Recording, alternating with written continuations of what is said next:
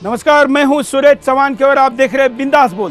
बिंदास में हम आपके सामने मुद्दा लेकर आए हैं गुरु शिष्य परंपरा का। और गुरु शिष्य परंपरा में हम विषय पर चर्चा कर रहे हैं कि गुरु शिष्य परंपरा आखिर बदल कैसे रही है और समय के साथ क्या इसके मायने बदल गए और बदलते मायने हमारे आपके इस समाज के लिए और इस राष्ट्र के लिए निश्चित तौर पर उपयोगी नहीं है। हिंदुस्तान बना रहे, इसके लिए अगर कुछ जो प्रमुख चीज़ों की ज़रूरत है उसमें गुरु की ज़रूरत है, क्योंकि उसके द्वारा हमारे पास संस्कार आएंगे, हम उस विराट और महान परंपरा के वाहक बनेंगे। वैसे हमारी संयुक्त परिवार ये भी ज़रूरी है, लेकिन संयुक्त परिवार रहेगा तभी जब आप अच्छे गुरु के संस्कार में रहेंगे। कॉलर के पास चलते हैं। जय हिंद, बोलिए क्या कहना है आपको।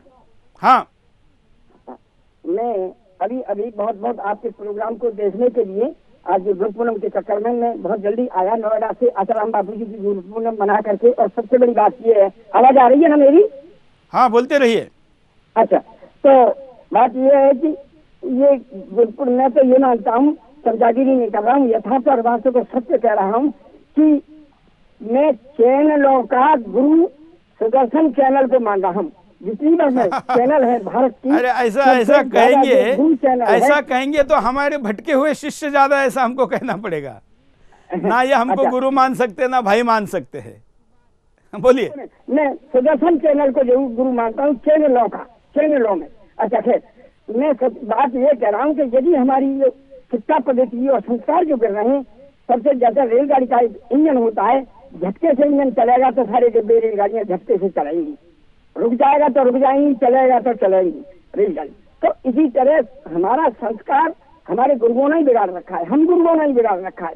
इसलिए बस बात यह है कि आज यदि गुरु समझ जाए तो निश्चित ही हमारे संस्कार, हमारी सारा सिस्टम भारत का जो पतन। बिल्कुल धन्यवाद, बहुत अच्छी बात आपने कही है। आखिर इंजन कहाँ पर जाता है वो भी जरूरी है, और इंजन के लिए जो ट्रैक बना हुआ है वो भी जरूरी है। जहाँ हिंदुत्व के ट्रैक पर चलने वाला इंजन अपने पीछे कितने भी डब्बे लेकर जा सकता है, और उस ट्रैक की मरम्मत करना, इसके लिए कुंभ मेले जैसे आयोजन होते हैं जहाँ पर धर्म कहीं भटक तो नहीं रहा है, धर्म में कुछ कुरीतियाँ तो नहीं आ रही है, उस पे ऊपर शास्त्रार्थ होता है। पहले तो हमारे यहाँ काशी में 12 महीने शास्त्रार्थ होता था, और वहाँ पर शास्त्रार्थ से पंडितों में, विद्वानों में, और वो कोई जाति के पंडित नहीं या कपड़े पहनने वाले पंडित नहीं, विद्वान पंडितों द्वारा तय किए हुए मानक को कन्याकुमारी से कश्मीर तक, और इधर तो तब तो हम ईरान तक थे और इधर इंडोनेशिया तक थे, वहां तक माना जाता था।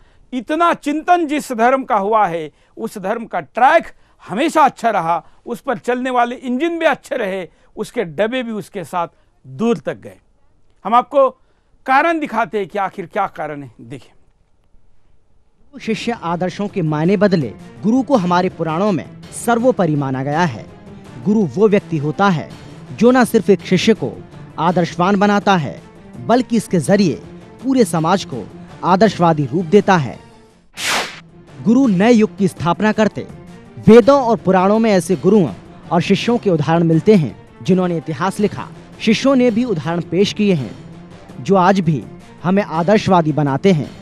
याज्ञवल्क्य ने अपने गुरु के कहने पर गुरु दक्षिणा में अपना अंगूठा काट कर दे दिया था, क्योंकि गुरु ने उनसे गुरु दक्षिणा में इसकी मांग की थी।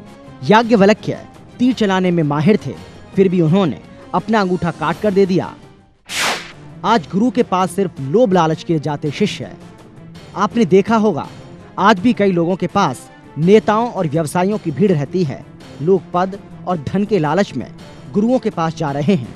ऐसे में आज के समाज का कैसे निर्माण होगा, ये आप खुद अंदाजा लगा सकते हैं।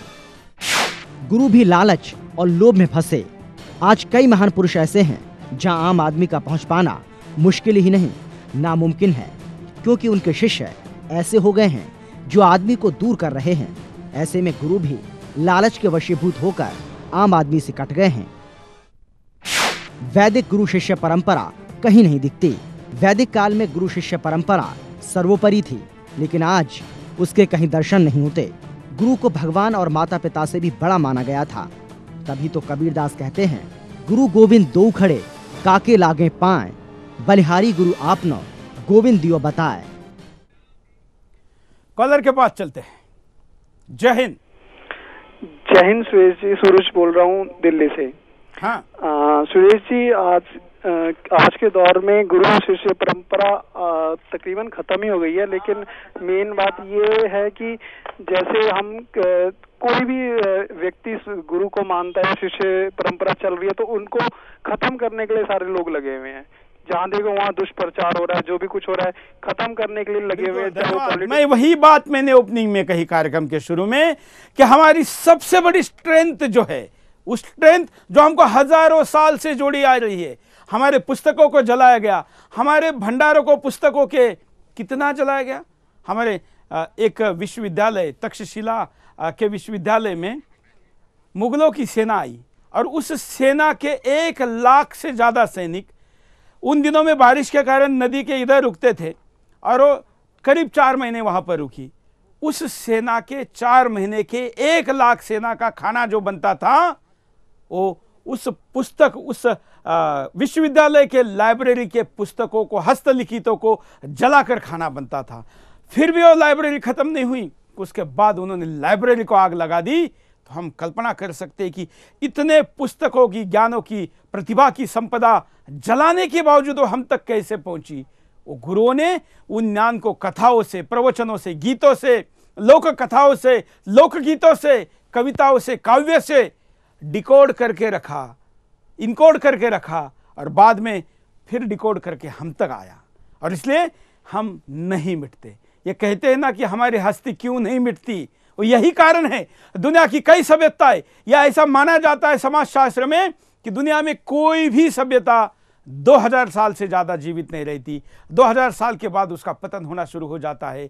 लेकिन हिंदू संस्कृति, हिंदू सभ्यता पतन नहीं हुई। वो पतन की दिशा में जाए, इसके लिए उसके मूलाधार जो है उसको खत्म करने का काम शुरू हुआ। उसमें गुरु को बदनाम करना, गुरुओं को लिमिटेड शक्ति के रूप में प्रस्तुत करना या विकृति के रूप में प्रस्तुत करना, यह जब से शुरू हुआ। और इसमें कुछ गुरु भी जिम्मेवार है जो इस गुरु के सेवा को, कर्म को बिजनेस के तौर पर देखते हैं, और वो भी इसके इतने ही जिम्मेवार है जितना इसको कुप्रचार, दुष्प्रचार करने वाले जिम्मेवार हैं। कलर के पास चलता है। जय हिंद। जय हिंद सर, मैं सुरेंद्र शर्मा मेरठ कानपुर से बोल रहा हूँ। सुरेश जी, ऐसा है आज के दौर में जो बच्चा है शिक्षक के पास ज्यादा पैसे दे के जाता है तो अपना कुछ समझ नहीं पाता है। मेरे कहने मतलब ये सरकारी स्कूल होते हैं, वहाँ पे गिने चुने बच्चे होते हैं। अगर उन बच्चों को अच्छी शिक्षा दी जावे, अच्छे संस्कार दिए जावे, वो दिखाई देवे कि वास्तव में उन टीचरों ने बच्चों के साथ बहुत ऐसा काम करा जो मतलब आश्चर्यजनक है, तो होता है कि बच्चों के प्रति जो टीचर के प्रति श्रद्धा है वो बढ़ेगी। फिर दोबारा से हमारी जो परंपरा है, पुरानी परंपरा है गुरु के प्रति मान सम्मान की, वो वापिस आएगी। मेरे तो कहने का विचार ये है। जय हिंद सर। बिल्कुल, धन्यवाद। हमारी गुरु परंपरा कितनी महान थी, नजर डालते हैं। शंकराचार्य, स्वामी शंकराचार्य ने भारत की बिखरी हुई संत परंपरा को एकजुट कर 10 नामी संप्रदाय का गठन किया और भारत के चारों कोनों में 4 मठों की स्थापना की।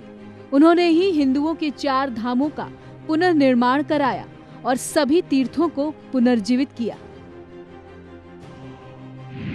गुरु नानक देव, गुरु नानक देव जी सिखों के प्रथम गुरु थे। गुरु नानक देव जी का व्यक्तित्व असाधारण था। उनमें पैगंबर, दार्शनिक, राजयोगी, गृहस्थ, त्यागी, धर्म सुधारक, समाज सुधारक, कवि, संगीतज्ञ, देशभक्त, विश्व बंधु सभी के गुण उत्कृष्ट मात्रा में विद्यमान थे। उनमें विचार शक्ति और क्रिया शक्ति का अपूर्ण सामंजस्य था।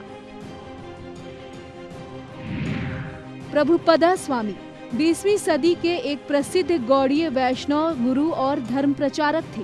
उन्होंने वेदांता, कृष्ण भक्ति और इससे संबंधित सभी क्षेत्रों पर अपने विचार रखे और कृष्ण भावना को पश्चिमी जगत में पहुंचाने का काम भी किया। ये भक्त सिद्धांत ठाकुर सरस्वती के शिष्य थे, जिन्होंने इनको अंग्रेजी भाषा के माध्यम से वैदिक ज्ञान के प्रसार के लिए प्रेरित और उत्कृष्ट किया। इन्होंने इस्कॉन का संस्थापन किया और कई वैष्णव धार्मिक ग्रंथों का प्रकाशन और संपादन भी किया। महेश जी योगी, योग और ध्यान के आध्यात्मिक गुरु महर्षि महेश जी योगी थे। अपने गुरु स्वामी ब्रह्मानंद सरस्वती से आध्यात्मिक साधना ग्रहण कर भावातीत ज्ञान की अलख जगाने के लिए महर्षि विश्व भ्रमण पर निकल पड़े। इस दौरान उन्होंने करीब 100 से अधिक देशों की यात्रा भी की। महर्षि योगी ने भावातीत ज्ञान के माध्यम से पूरी दुनिया को वैदिक वाङ्मय की संपन्नता के सहज अनुभूति भी कराई।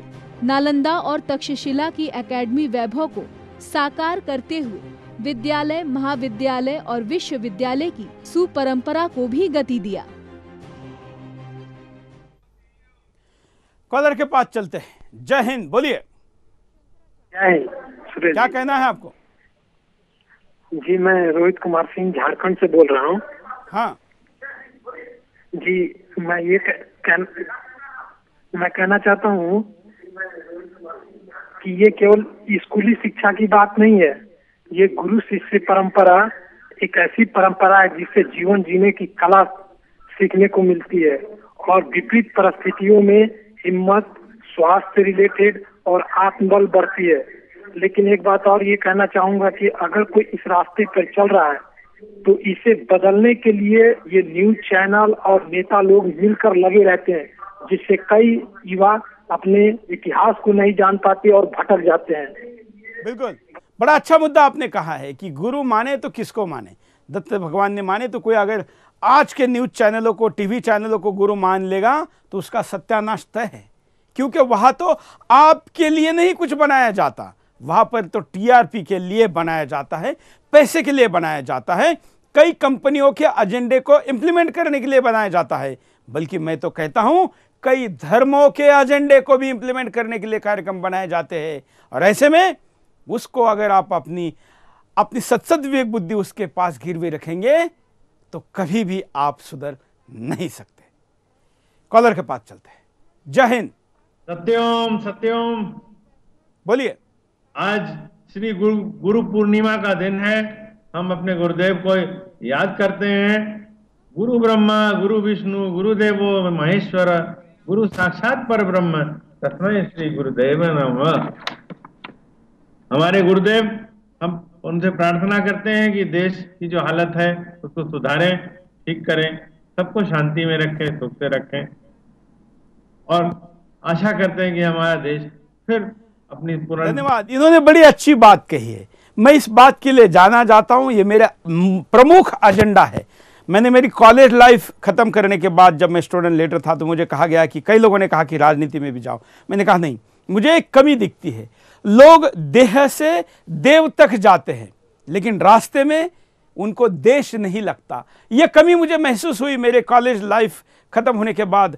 93, 94, 95 के करीब 96 तक मैं कॉलेज में था। 96 में जब मैंने कॉलेज खत्म किया तो मुझे यह दिखा कि राजनीतिक और बाकी क्षेत्र में जाने के बजाय आध्यात्मिक क्षेत्र में जाकर काम करने की जरूरत है। इसलिए मैं जिन जिन संस्थाओं से जुड़ा, जिन जिन महाराज लोगों से जुड़ा, उन जगह पर मैंने भारत माता की जय ये नारा भगवान के नारों के साथ जोड़ दिया। कितने नारे होते हैं, आप कई जगह मंदिरों में जाते होंगे, वहां पर तमाम नारे दिए जाते हैं, फलाने भगवान की जय, उस भगवान की जय, सनातन धर्म की जय, सत्य की जय, लेकिन देश की जय नहीं होती थी। हालांकि कई जगह होती है, ऐसा नहीं मैं कहता कि मैंने शुरू किया, लेकिन मैंने इसको ज्यादा जगह पहुंचाने का तय किया। और इसलिए देह से देव तक जाते समय रास्ते में देश लगता है, ये विचार लेकर अगर हम अपने आज के गुरु इस पर काम करेंगे तो आपका शिष्य निजी स्वार्थ के लिए आपके पास नहीं आएगा, उसके साथ वो राष्ट्र की बात सोचेगा। नहीं तो अपने प्रगति के लिए वो आपसे आशीर्वाद लेके राष्ट्र का, प्रकृति का दोहन करेगा और वो ना करे। इसलिए प्रकृति के प्रति, राष्ट्र के प्रति उसकी कमिटमेंट लगाना, बांधना ये गुरु का कर्तव्य है। परिणाम देख लेते हैं। वैदिक गुरु परंपरा को समाज भूल जाएगा। आज गुरु शिष्य वैदिक परंपरा को कपोल कल्पित परंपरा कहकर नकारा जा रहा है। अपने आप को आधुनिक समाज के कहने वाले आज वैदिक गुरु और शिष्यों को भ्रमित कहकर उनका मजाक उड़ाते हैं। लेकिन जो लोग उस युग को समझते हैं वो आज भी उस परंपरा को बनाए रखने में लगे हुए हैं। गुरु शिष्य संबंध सिर्फ लालच भरना रह जाए, जैसा कि आज ज्यादातर देखने को मिलता है। शिष्य किसी लालच में गुरु के पास जाता है और गुरु भी शिष्य के लालच में अपने ज्ञान को बांटने में विश्वास रखता है। ऐसे में गुरु शिष्य के वो संबंध जरूर प्रभावित होते हैं जो सदियों पहले हमें मिले। वैदिक गुरु शिष्य परंपरा को शिक्षा से दूर रखा जाना, जब तक ना तो शिष्यों और समाज में आदर्श आ पाएंगे और ना ही शिष्य आदर्शवादी बन पाएंगे, जब तक उन्हें यह नहीं बताया जाता कि वैदिक गुरु शिष्य परंपरा क्या थी। आज चाहे उसके राजनीतिक कारण रहे हों, फिर दूसरे कारण शिक्षा तंत्र से वैदिक परंपरा को खत्म करने के षड्यंत्र होते रहे हैं। गुरु शिष्य संबंध का एहसास ही खत्म हो जाएगा। आज शिष्यों को ना तो गुरु से कोई मतलब और ना ही गुरु को शिष्यों से कोई मतलब है। मतलब है तो सिर्फ इतना है कि भागती दौड़ती जिंदगी में अपने आप को कैसे आगे रखना है, चाहे उसके लिए किसी का गला काटना पड़े, किसी गरीब के पेट की रोटी छीननी पड़े, या फिर विरोधी को कैसे खत्म किया जाए। सामाजिक ताना बाना बदलता समाज, जैसे जैसे समाज में आधुनिकता के नाम पर आदर्शों और परंपराओं को खत्म किया जा रहा है, वैसे ही गुरु शिष्य परंपरा और आदर्श भी कमजोर हो रहे हैं। कॉलर के पास चलते हैं। जय हिंद, बोलिए। जय हिंद। मैं कानपुर से अरुणेश मिश्रा, विश्व हिंदू परिषद हाँ। जिला अध्यक्ष बोल रहा हूँ। हाँ। और आपको बहुत बहुत धन्यवाद, गुरु पूर्णिमा की बधाई। और मुझे तो डर लगता है कि आप कोई विषय छोड़ेंगे भी, सामाजिक जीवन का कि नहीं छोड़ेंगे, बड़ी खुशी है। और पंचपदी शिक्षा पद्धति अगर भारतीय मान्यता, जैसे दीनदयाल विद्यालय है, ऐसे विद्या मंदिर है, शिशु मंदिर है, ऐसी अगर शिक्षा पद्धति केंद्र सरकार, प्रदेश सरकार आपके माध्यम से, चैनल के माध्यम से, कॉलर के माध्यम से केंद्र सरकार, प्रदेश सरकार तक हमारी मांगे हो और ये पंचपदी शिक्षा इंटर तक कम से कम विद्या मंदिर, शिशु मंदिर। बिल्कुल, धन्यवाद। बड़ी अच्छी बात आपने कही है कि जो वर्तमान ढांचा है उसको भी कैसे दुरुस्त किया जा सकता है, इस पर भी काम होना चाहिए। कुछ महान गुरु और शिष्य की परंपरा की कुछ सूची आपके सामने दिखाते हैं। समर्थ गुरु रामदास और शिवाजी महाराज। समर्थ गुरु रामदास के महान शिष्यों में छत्रपति शिवाजी महाराज भी शामिल थे। वीर शिवाजी के जीवन में जब भी कोई संकट आता था, वो अपने गुरु समर्थ गुरु रामदास से ही चिंतन और मनन किया करते थे। जीवन के हर पथ पर समर्थ गुरु रामदास जी ने ही शिवाजी महाराज को मार्गदर्शन दिखाया। समर्थ गुरु रामदास ने न सिर्फ शिवाजी महाराज को बल्कि देश के कई वीरों को देश के लिए मर मिटने की शिक्षा दी। रामकृष्ण परमहंस। स्वामी विवेकानंद के गुरु आचार्य रामकृष्ण परमहंस भक्तों की श्रेणी में श्रेष्ठ माने गए हैं। मां काली के भक्त श्री परमहंस प्रेम मार्गी भक्ति के समर्थक थे। ऐसा माना जाता है कि समाधि की अवस्था में वो मां काली से साक्षात वार्तालाप भी किया करते थे। उन्हीं की शिक्षा और ज्ञान से स्वामी विवेकानंद ने दुनिया में हिंदू धर्म की पताका लहराई। परशुराम। भगवान परशुराम राजा प्रसेनजीत की पुत्री रेणुका और भृगुवंशीय पुत्र थे। विष्णु के अवतार और शिव के परम भक्त भी थे। परशुराम को भगवान शिव से विशेष परशु प्राप्त था। इनका नाम तो राम था, लेकिन भगवान शिव द्वारा प्राप्त अमोघ परशु को सदैव धारण किए रहने के कारण ये परशुराम कहलाते थे। परशुराम ने कर्ण को धनुर्विद्या की महान शिक्षा दी थी। गुरु द्रोणाचार्य। द्वापर युग में कौरवों और पांडवों के गुरु द्रोणाचार्य भी श्रेष्ठ गुरुओं की श्रेणी में आते हैं। द्रोणाचार्य अपने युग के श्रेष्ठतम शिक्षक थे। द्रोणाचार्य भारद्वाज मुनि के पुत्र थे। ये संसार के श्रेष्ठ धनुर्धर भी थे। गुरु द्रोणाचार्य ने अर्जुन को पूरे विश्व का महान धनुर्धारी भी बनाया और अर्जुन गुरु द्रोण के सर्वश्रेष्ठ शिष्य भी थे। गुरु द्वारा ली गई परीक्षा में हर बार अर्जुन खरे उतरते थे। गुरु द्रोणाचार्य ने अर्जुन को महान व्यक्ति बनने की भी शिक्षा दी थी। महर्षि संदीपनी। भगवान कृष्ण, बलराम और सुदामा के गुरु थे महर्षि संदीपनी। इनका आश्रम आज भी मध्य प्रदेश के उज्जैन में है। गुरु संदीपनी के गुरुकुल में कई महान राजाओं के पुत्र भी शिक्षा प्राप्त किया करते थे। श्री कृष्ण जी की आयु उस वक्त 18 वर्ष की थी और वे उज्जैनी के संदीपनी ऋषि के आश्रम में रहकर महर्षि संदीपनी से शिक्षा प्राप्त करते थे। आचार्य चाणक्य।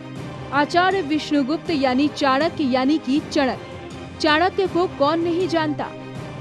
कलिकाल के सबसे श्रेष्ठ गुरु जिन्होंने भारत को एक सूत्र में बांध दिया था। आचार्य चाणक्य ने चंद्रगुप्त मौर्य जैसे साधारण से भारतीय युवक को सिकंदर और घनानंद जैसे महान सम्राटों के सामने खड़ा कर कूटनीति युद्ध भी कराए। कॉलर के पास चलते हैं। जय हिंद। जय हिंद। बोलिए। मैं राकेश बोल रहा हूँ, दौंड महाराष्ट्र से। हाँ। आज जो अपना गुरु शिष्य परंपरा जो नष्ट हो रही है, उसका एक कारण आजकल जो अपना पाठ्यक्रम है वो भी है। उसके पाठ्यक्रम में जो पहले हम जब पढ़ते थे, जो गुरु शिष्य के मतलब बारे में पढ़ाया जाता था, शिवाजी महाराज के बारे में पढ़ाया जाता था और अलग अलग जो गुरु के बारे में पढ़ाया जाता था, आज वो शिक्षा है ही नहीं। मतलब बच्चों को मालूम ही नहीं कि भाई गुरु क्या होता है और शिष्य क्या होता है। बिल्कुल। तो उसका जो परंपरा पहले से जो चली आ रही थी अपने जो पाठ्यक्रम में, वो बिल्कुल नष्ट कर दी गई। आज औरंगजेब के बारे में अच्छा बताया जाएगा या तो कोई अंग्रेज के बारे में अच्छा बताया जाएगा। तो हमारे गुरुओं के बारे में जो पहले धन्यवाद, बड़ी अच्छी बात आपने कही है। ये क्यों कहा है? जैसे कॉलर ने पहले कहा था कि मैकेले ने ये देखा कि यहाँ को, मैकेले मतलब जिसने ब्रिटिशों के लिए भारत का शिक्षा पद्धति कैसा हो ये डेवलप किया, उन्होंने जानबूझ के एक ऐसा सिस्टम डेवलप किया, एक ऐसी पद्धति डेवलप की जिससे कि भारत की परंपरा नष्ट हो और यहाँ पर गुलाम बनाए जा सके।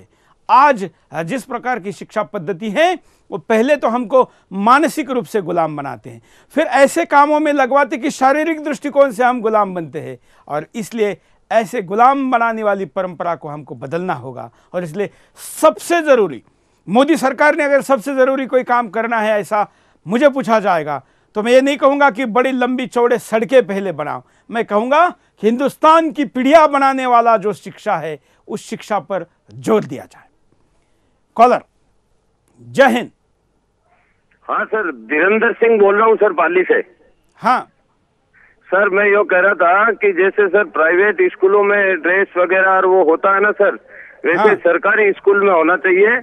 और जो सिक्कर में सर एक स्कूल का मैंने पढ़ा था पेपर में कि वहाँ पर प्राइवेट स्कूल में भी, सरकारी स्कूल में भी प्राइवेट स्कूल जैसा वातावरण है ड्रेस वगैरह का।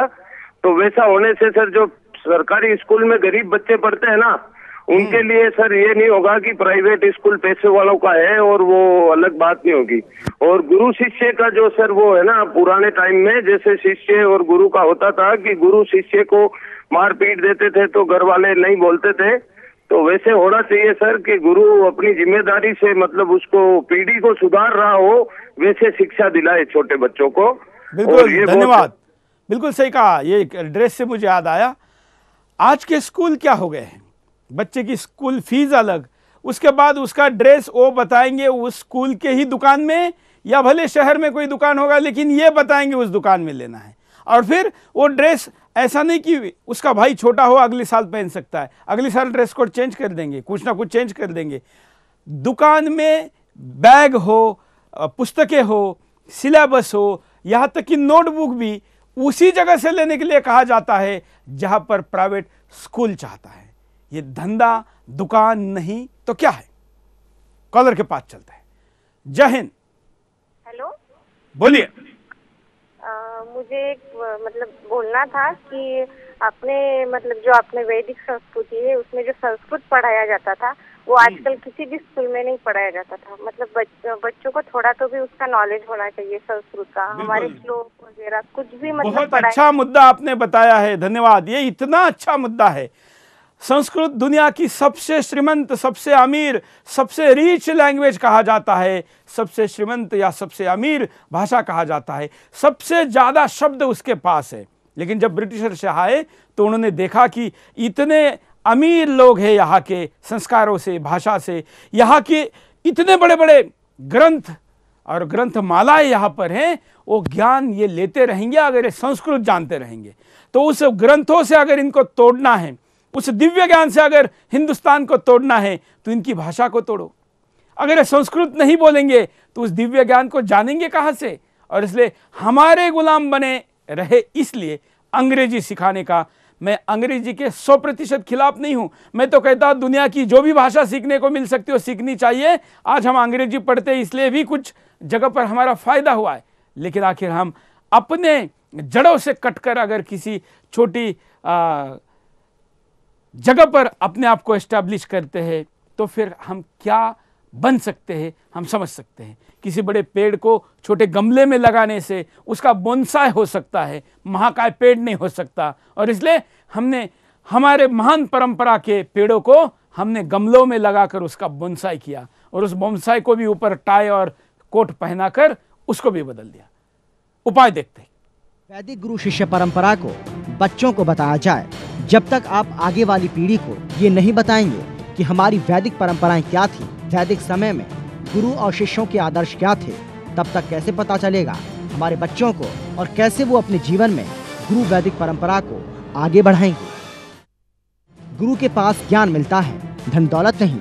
शिष्य गुरु के पास धन दौलत के लालच में भागते दौड़ते हैं। आज ज्ञान की किसी को तलाश नहीं है।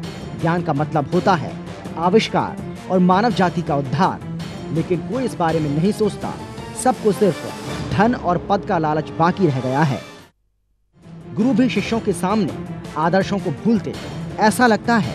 न सिर्फ शिष्य, गुरु भी अपने आदर्शों को भूलते दिखाई दे रहे हैं। ज्ञानवर्धक उपदेशों और आदर्शों के बजाय ऐसे ज्ञान में लगे हुए हैं जैसा शिष्य चाहता है।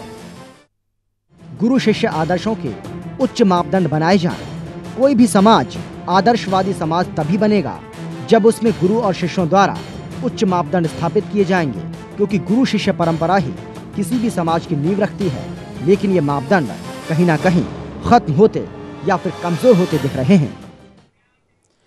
ये मुद्दा हमने आपके सामने लिया। एक अंतिम बात गुरुओं को अपील करके मैं आज का कार्यक्रम खत्म करना चाहूँगा। आप कहेंगे आप गुरु को भी उपदेश दे रहे हैं, तो मेरा पेशा ही ऐसा है पत्रकारिता की, मैं सलाह देना चाहूँगा, उपदेश तो नहीं कहूँगा। क्या करना चाहिए गुरु ने, एक छोटा उदाहरण देता हूँ। उदाहरण है भगवान श्री कृष्ण का। भगवान श्री कृष्ण को आज जो गुरु कथाओं से, व्याख्यानों से, प्रवचनों से, भजनों से पढ़ाते हैं, बताते हैं, वो अगर हम देखें कि उन्होंने बचपन में श्री कृष्ण को पढ़ना शुरू किया या उसका शिष्य भी छोटे उम्र का है, तो शिष्य भी 60 साल 70 साल का हो जाएगा, गुरु भी 60-70 साल का हो जाएगा। फिर भी गुरु उसको मक्खन खाने वाला, दही दूध तूप लोनी खाने वाला श्री कृष्ण पढ़ाया जाएगा, बांसुरी वाला श्री कृष्ण पढ़ाया जाएगा, रासलीला वाला श्री कृष्ण पढ़ाया जाएगा। आखिर इस देश के गुरु उन शिष्यों को अपने बढ़ती उम्र के साथ दायित्व निभाने वाला, राष्ट्र और धर्म की रक्षा करने वाला सुदर्शनधारी श्री कृष्ण कब पढ़ाएंगे? दूध मक्खन दही खाने वाला पढ़ाना जरूरी है, लेकिन वहां उस शिष्य को सुदर्शनधारी श्री कृष्ण तक लेके जाना जरूरी है। यही आवश्यकता आज के गुरुओं ने अपने अप्रोच में बदलने की। मैं आशा करता हूं कि आज के गुरु पूर्णिमा हमारे आने वाले दिनों के लिए दिशा दर्शक साबित हो। आज के लिए इतना ही। जय हिंद।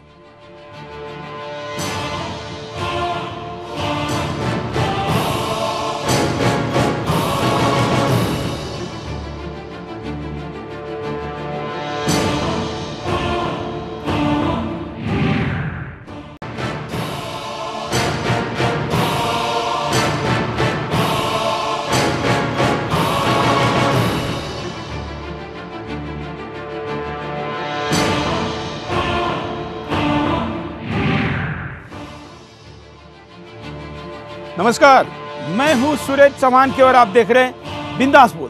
बिंदास में हम आपके सामने मुद्दा लेकर आए हैं। आज गुरु पूर्णिमा के विशेष पर्व पर हम आज तमाम गुरुओं को आज की गुरु पूर्णिमा की शुभकामनाएं देते हैं।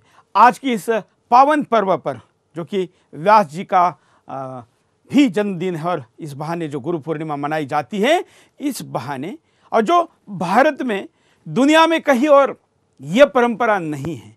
कई चीज़ें हैं दुनिया में, कई चीज़ों में हमसे भी कुछ चीज़ें आगे हैं, लेकिन एक ऐसी चीज़ है जो हमें सबसे आगे रखती है, और वो है गुरु परंपरा। और इसलिए गुरु शिष्य परंपरा का मायने बदल गए हैं क्या? यह आज का बिंदास का विषय है। कलयुग में सारे ही संबंध, रिश्ते, उपयोग और मायने बदल गए हैं, लेकिन एक ऐसी भूमिका है गुरु की जो कि व्यक्ति के जन्म से लेकर उसके मृत्यु तक उसको निश्चित तौर पर काम आती है। और ऐसा कहा जाता है कि मृत्यु के बाद भी क्या हो, इसके लिए भी व्यक्ति गुरु की शरण में जाता है, उसका मार्गदर्शन लेता है। जी हाँ, और इसलिए आज हम चर्चा करेंगे कि क्या कलयुग के साथ गुरु और शिष्य इनके भी मायने बदल गए हैं। क्या है आपका कहना? हमेशा की तरह आप भी आपको राय को दीजिए। पहले मुद्दा।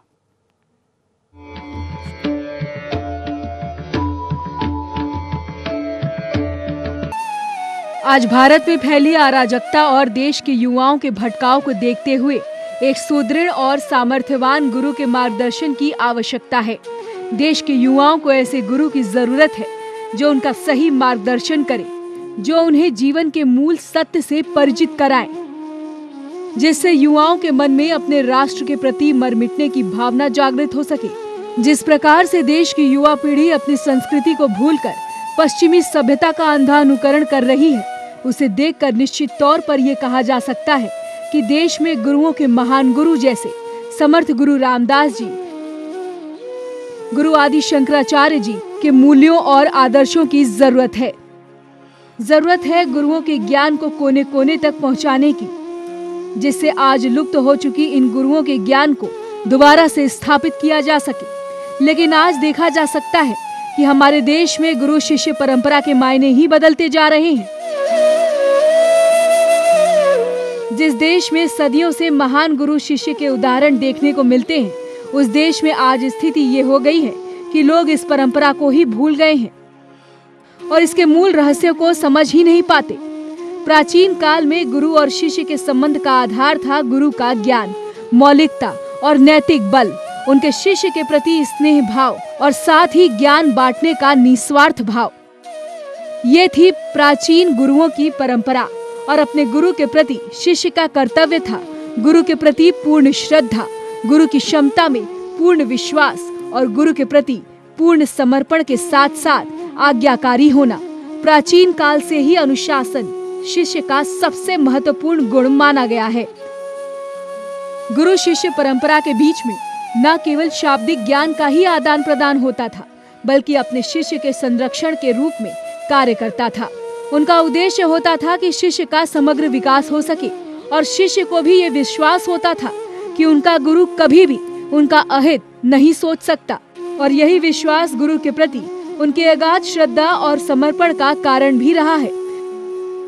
राम वशिष्ठ और कृष्ण संदीपनी से लेकर चंद्रगुप्त मौर्य, चाणक्य और विवेकानंद परमहंस तक गुरु शिष्य की एक आदर्श और लंबी परंपरा रही है। इस पर पावन परंपरा के कुछ गंभीर अपवाद भी मिले हैं। उस एकलव्य को भी कौन भूल सकता है जिसने द्रोणाचार्य की मूर्ति बनाकर धनुर्विद्या स्वयं सीख ली। आज ज्ञान के प्रसार के साधन बहुत बढ़ गए हैं, इससे छात्रों का औसत बौद्धिक स्तर भी बढ़ गया है। लेकिन आजकल अधिकतर मेधावी छात्र अपनी शिक्षा पूरी करने के बाद अध्यापन के क्षेत्र में कार्य करने के बजाय किसी अन्य व्यवसाय में जाना अधिक पसंद करते हैं। विशेषकर उच्च शिक्षा के क्षेत्र में योग्य शिक्षकों का काफी अभाव देखा जाता है। शिक्षा के क्षेत्र में हो रहे परिवर्तनों का कारण भी यही है कि शिक्षक भी अपनी क्षमता के स्तर को निरंतर विकसित करता जा रहा है। आदर और श्रद्धा मांगने से नहीं मिलते, बल्कि उन्हें अपनी योग्यता के बल पर अर्जित करना पड़ता है। आज का छात्र जागरूक है। यदि शिक्षक छात्र की जिज्ञासा का उचित समाधान नहीं कर पाता तो छात्र का आदर खो देता है। आज भौतिकवादी समाज में ज्ञान से अधिक धन को महत्व दिया जाने लगा है। आज शिष्य अपने गुरु के पास जाकर धनोपार्जन का मार्ग ही जानने की कोशिश करता है, बल्कि आज जरूरत है कि उस ज्ञान को जाना जाए जिसकी सबसे ज्यादा आवश्यकता पूरे समाज को है। आज अक्सर ये देखा जाता है कि शिक्षा गुरुओं से प्राप्त होने वाले ज्ञान के बजाय धन से खरीदी जाने वाली वस्तु मात्र रह गई है। इससे शिष्य के गुरु के प्रति अगाध श्रद्धा और गुरु का छात्रों के प्रति स्नेह और संरक्षण भाव लुप्त होता जा रहा है। आज जरूरत है गुरु और शिष्य दोनों को अपनी अंतरात्मा में झांकने की और विचार करने की, और साथ ही साथ गुरु शिष्य के संबंध में आ रही इस गिरावट को दूर करने की।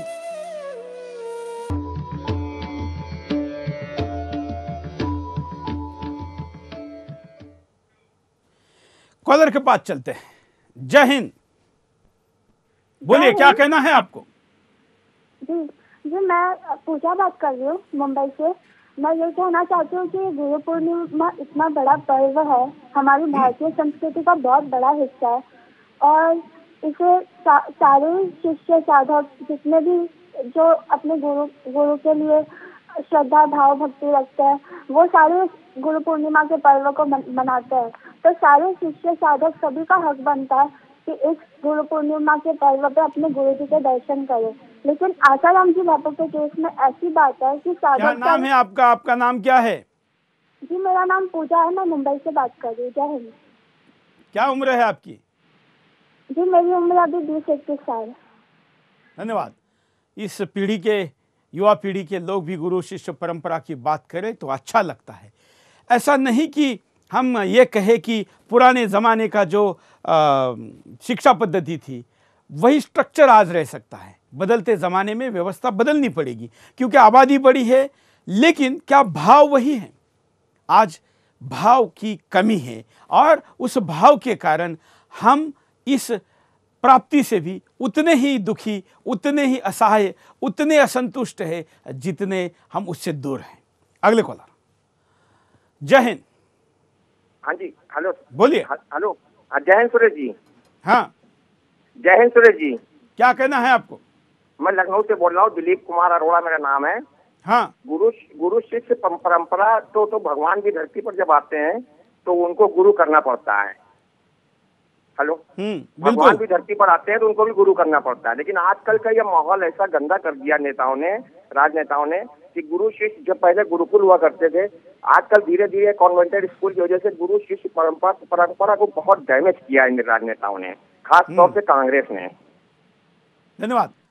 गुरु शिष्य परंपरा ये भारत की आधार थी, आज भी है, ऐसा नहीं कि खत्म हो गई है। लेकिन जब विदेशियों ने देखा कि हिंदुस्तान पर सालों हजार साल राज करने के बावजूद भी इसको हम नेस्तनाबूद नहीं कर पाए, इसके सांस्कृतिक दृष्टिकोण से इसको मिटा नहीं पाए, तो क्या कारण होगा? तो जो प्रमुख कारण आए उनमें से एक महत्वपूर्ण कारण गुरु शिष्य परंपरा थी। और गुरुकुल के साथ अब हम जो शिक्षा पद्धति लाए हैं, इसके साथ हम जो आध्यात्मिक पद्धति हमारे पास है, और इतना ही नहीं, हम केवल शिक्षा देने वाला गुरु अलग है, आध्यात्मिक ज्ञान देने वाला अलग है, ईश्वरीय अनुभूति कराने वाला और आध्यात्मिक ज्ञान देने वाला भी अलग हो सकता है। यहाँ तक कि भगवान दत्तात्रेय ने 24 गुरु किए अपने जीवन में, और ये कहा कि जरूरी नहीं कि आपका एक ही गुरु हो। क्या हुआ दत्तात्रेय जी के जीवन में, समझते हैं। भगवान दत्तात्रेय को गुरुवंश का प्रथम गुरु माना जाता है। दत्तात्रेय ने परात से व्योमयान उड्डयन का पता लगाया और चिकित्सा क्षेत्र में उल्लेखनीय योगदान दिया। भगवान दत्तात्रेय का उल्लेख पुराणों में भी मिलता है। इन पर 2 ग्रंथ भी हैं, अवतार चरित्र और गुरु चरित्र। भगवान दत्तात्रेय कहते हैं कि मेरे 24 गुरु थे, जिनमें पृथ्वी, जल, अग्नि, वायु, आकाश, चंद्रमा, सूर्य, कपोत, अजगर, सिंधु, पतंग, भ्रमण, मधुमक्खी, गज, मृग, मीन, पिंगला, कुरर पक्षी, बालक, कुमारी, सर्प, शर्कृत, मकड़ी और मृग शामिल थे। इन सभी से भगवान दत्तात्रेय ने कुछ न कुछ शिक्षा ली। पृथ्वी से धैर्य और क्षमता की शिक्षा ली। हवा से ये हर जगह बहती है और किसी के गुण अवगुण नहीं लेती। आकाश, जिस प्रकार आकाश में सब कुछ है, वैसे ही आत्मा एकता को देखता है। जल, जिस तरह से गंगा जल पवित्र है, वैसे ही हमें पवित्र होना चाहिए। अग्नि, अग्नि की तरह तेज रही और किसी के तेज के आगे नहीं झुकना चाहिए। चंद्र, जिस तरह से चंद्रकला घटती बढ़ती है पर मूल चंद्रमा वही रहता है, वैसे ही शरीर का कोई भी अवस्था हो, आत्मा पर उसका कोई असर नहीं होता। सूर्य, जिस प्रकार से सूर्य अपने तेज से पानी खींच लेता है और समय आने पर उसे वर्षा भी कर देता है, वैसे ही हमें इंद्रियों से सुख भोग कर समय आने पर उसका त्याग भी कर देना चाहिए। कबूतर, जिस प्रकार से कबूतर अपने साथी, अपने बच्चों के साथ रहकर सुख मनाता है, वैसे ही मनुष्य भगवान को भूलकर अपनों के साथ सुख भोगता है। अजगर, जिस प्रकार से अजगर पड़े पड़े ही अपने शिकार को खाकर या फिर भूखे रहकर संतुष्ट रहता है, वैसे ही हमें अपने शुरू में मिले सुख पर ही रहना चाहिए। समुद्र की तरह सदा प्रसन्न और गंभीर, अथाह, अपार और असीम रहना चाहिए। पतंगा जिस प्रकार मोहित होकर उसमें जलकर मरता है, वैसे ही इंद्रिय सुख से मोहित होकर प्राणी विषय सुख में ही जलकर मरते हैं। भौरा जिस प्रकार से हर फूल का थोड़ा थोड़ा रस लेता है, वैसे ही हमें अपने प्रयोग की थोड़ी थोड़ी सामान को रखना चाहिए। मधुमक्खी जिस प्रकार अनावश्यक संग्रह करती रहती है और इसी वजह से मुसीबत में भी पड़ती है, वैसे ही हमें भी अनावश्यक संग्रह से बचना चाहिए। हाथी जिस प्रकार कांट की स्त्री का स्पर्श करके उसे बांध दिया जाता है, वैसे ही स्त्री को भोग्या का न माने। हिरण जिस प्रकार गीत सुनकर जाल में फंस जाते हैं, वैसे ही सन्यासियों को विषय भोग वाले गीत नहीं सुनने चाहिए। मछली जिस प्रकार कांटे में लगे भोजन के चक्कर में प्राण गंवा देती है, वैसे ही मनुष्य जीवन लालच में प्राण गंवाते हैं। मकड़ी जैसे अपने मुंह से जाल फैलाती है, उसी में विरह करती है, फिर उसी को निगल भी लेती है, वैसे ही ईश्वर सबको बनाकर फिर सबको। तो आप प्रकृति के हर घटक से जीवन में आपको आपके आसपास के सारे चरित्रों से आप गुरु का भी उसका शिष्य बनकर उसके गुरु ज्ञान ले सकते हैं। लेकिन क्या हमारा नजरिया ये है? शिष्य का नजरिया भी गुरु के प्रति बदल गया है। अगर हम देखें कि शिष्य गुरु के पास जब जाता है तो क्या मांगता है, अभी कॉलर करके जो कॉल करते वो भी बता सकते हैं कि क्या हम वाकई वो चीजें गुरु के पास मांगते हैं जो मांगनी चाहिए, या वो मांगते हैं जो किसी सेठ या भौतिक दुकान पर मिलती है उससे मांगनी चाहिए। कॉलर के पास चलता है। जय हिंद। हाँ ओम सुरेश जी, मैं संजय उपाध्याय बोल रहा हूँ पश्चिम बंगाल हबड़ा से। हाँ, आज मैं बता देना चाहता हूँ कि गुरु का शाब्दिक अर्थ जो होता है कि अंधकार से उजाले की तरफ ले जाने का शाब्दिक अर्थ ही गुरु का महत्व है। लेकिन सबसे बड़ी दिक्कत ये आ गई जब से लॉर्ड मैकाले की शिक्षा व्यवस्था आई। लॉर्ड मैकाले ने देखा कि हमारी सांस्कृतिक विरासत को अगर हमको नष्ट करना है, भारत की को गुलाम बना के रखना है, तो उसके लिए सबसे उत्तम व्यवस्था यही है कि गुरुकुली व्यवस्था को तोड़ दिया जाए। उसने लॉर्ड मैकाले ने वहाँ ब्रिटिश की संसद में बयान दिया कि अगर भारत को गुलाम बना के रखना है तो गुरुकुल व्यवस्था और न्याय व्यवस्था को तोड़ना होगा, जिसका आज परिणाम पूरा भारत भुगत रहा है। हमारे यहाँ गुरुकुल व्यवस्था में लोग विद्या अध्ययन करने जाते थे, शिक्षा लेने नहीं। विद्या का शाब्दिक अर्थ होता है, वो आध्यात्मिक अर्थ है कि इस जीवन से लेकर अगले जीवन तक के जो है बनाने तक का जो विधान है वह गुरुकुली व्यवस्था में ही है। न उसमें लोभ है, न लालच है, न ईर्ष्या है। बिल्कुल, धन्यवाद। अगले कॉलर के पास चलते हैं। जय हिंद, बोलिए। हेलो, हाँ, जय श्री दाता जी। बोलिए। और सुरेश जी, जय श्री दाता। बोलिए, क्या कहना है? मैं लक्ष्मी सिंह बोल रहा हूँ, राजपुरोहित मद्रास से। हाँ, गुरु बिना अपना हिंदू धर्म के अंदर गुरु होना बहुत जरूरी है। गुरु बिना कोई दान पात्र करता है उसका भी अपने को धर्म नहीं मिलता है। गुरु होना बहुत जरूरी है अपने लिए।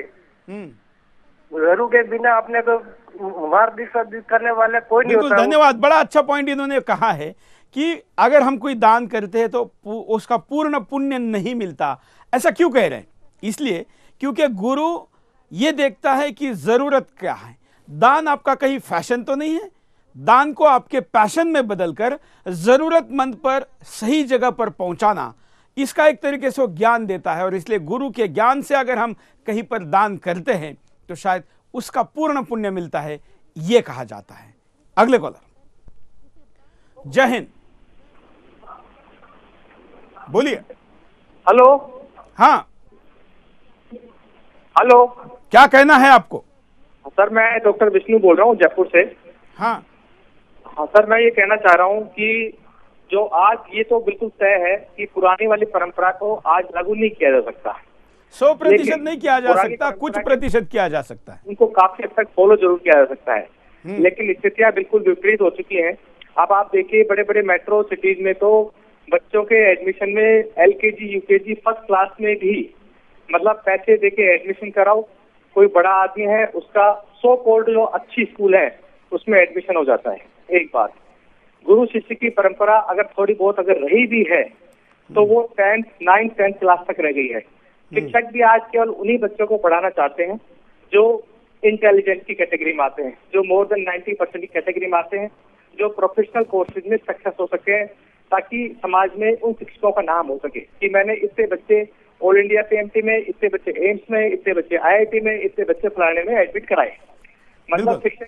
बिल्कुल, धन्यवाद, सही कहा आपने। वास्तविक यह है कि जिसको सबसे कम मार्क मिलते हैं उसको सबसे बड़े संस्थान ने लेना चाहिए, ये कहते हुए कि इसको ज़्यादा ज्ञान और सिखाने की ज़रूरत है। लेकिन होता उल्टा है, जो सबसे ज़्यादा मार्क वाला है वो सबसे बड़े या बढ़िया, आज की भाषा में कहा जाए, संस्थान में जाता है। तो ऐसे में जो पास नहीं हो पाता, जिसके पास ज्ञान कम है, जिसके पास मार्क्स कम है, और पीछे रह जाता है। हम केवल स्कूली शिक्षा पर नहीं अटकेंगे, हमें जीवन के तमाम बाकी पहलू को भी समझना है। लेकिन एक कॉलर के पास चलते हैं। जय हिंद। हेलो, बोलिए। हेलो, मेरा क्या कहना है आपको? सर मेरा क्वेश्चन, जय हिंद सर। सर मेरा क्वेश्चन ये है कि हम अपने माइंड को कैसे कंट्रोल कर सकते हैं सर आज के टाइम पे, क्योंकि सर आज के टाइम पे इतने करप्शन है। धन्यवाद। मैं यहाँ कोई आध्यात्मिक गुरु बन के आपको मार्गदर्शन नहीं करना चाहता, मेरा काम तो लड़ने वाला है, मैं वही करूँगा। आज हम भूमिका पर चर्चा करें गुरु के। आपका जो सवाल है, मुझे लगता है कि जीवन में गुरु करे, क्योंकि ये सवाल उनको पूछना चाहिए। माइंड के कंट्रोल को मैं तो कहता हूँ कि माइंड का कंट्रोल, माइंड ही हमारी सबसे बड़ी शक्ति है। हम उसको कंट्रोल ज़रूर करें, लेकिन उसको शक्तिहीन ना करें। उसके अंदर जितनी शक्ति, उस शक्ति को और बढ़ाए, लेकिन उसको सही दिशा दे दे, तो हम अच्छे, प्रभावशाली, ताकतवर बन सकते हैं। मैं आपको और कॉलर के पास जाने के पहले ही चर्चा को और दिशा देना चाहूँगा। एक और गुरु की परंपरा, हम मतलब जिसको हम गुरु भी कहेंगे, लेकिन वो उसके अंदर जीव नहीं है। जीव से भी बड़ा भाव है, लेकिन जीव नहीं है। डॉक्टर हेडगेवार ने भगवे ध्वज को गुरु करने के लिए कहा। उन्होंने संगठन बनाया और लोगों ने जब गुरु पूर्णिमा के दिन उनको कहा कि हम आपका पूजन करना चाहते हैं, आप हमारे गुरु हैं, हम आपको गुरु दक्षिणा देना चाहते हैं, तो उन्होंने कहा मेरा मत करना, मैं तो बिगड़ भी सकता हूँ, बदल भी सकता हूँ। भगवा ध्वज उन्होंने लगाया और कहा कि ये आपका गुरु है, इसका पूजन करो।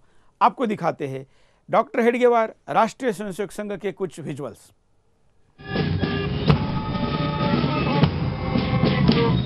मान्यता का ध्वज माना जाता है।